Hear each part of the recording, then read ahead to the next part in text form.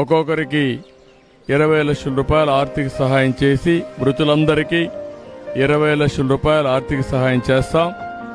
Government of India 2 లక్షలు ఇచ్చారు, అది కాకుండా 20 లక్షలు ఇస్తాం. అదే మాదిరిగా వీళ్ళందరికీ ట్రీట్మెంట్ ఇస్తున్నాం. ఆ ట్రీట్మెంట్ అంతా ఖర్చు పెట్టి ఎవరైతే ఈరోజు ఇంజూర్ అయ్యారో వాళ్ళ పరిస్థితిని బట్టి వాళ్ళని ఆదుకుంటాం.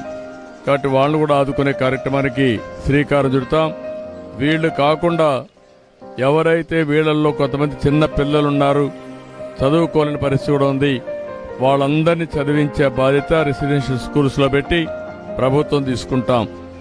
ఈ పేదవాళ్ళు ఎవరైతే ఉన్నారో చనిపోయారో వాళ్ళకి ఇళ్ళు లేకపోతే ఇళ్ళు కూడా కట్టించి వాళ్ళని ఆదుకునే కార్యక్రమానికి కూడా శ్రీకారం చుడతాం. కుటుంబాలను ఆదుకుంటాం, దోషుల్ని కఠినంగా శిక్షిస్తాం. ల్యాప్సెస్ అన్ని పునరావృతం కాకుండా ఫర్మ్గా యాక్ట్ చేసి అన్ని విధాల ముందుకు పోతామని చెప్పి తెలియజేసుకుంటూ, నేను ఆ కుటుంబ సభ్యుల్ని తేలేం కానీ ఆ కుటుంబాలను ఆదుకోవడానికి అన్ని విధాలా సహకరిస్తాం.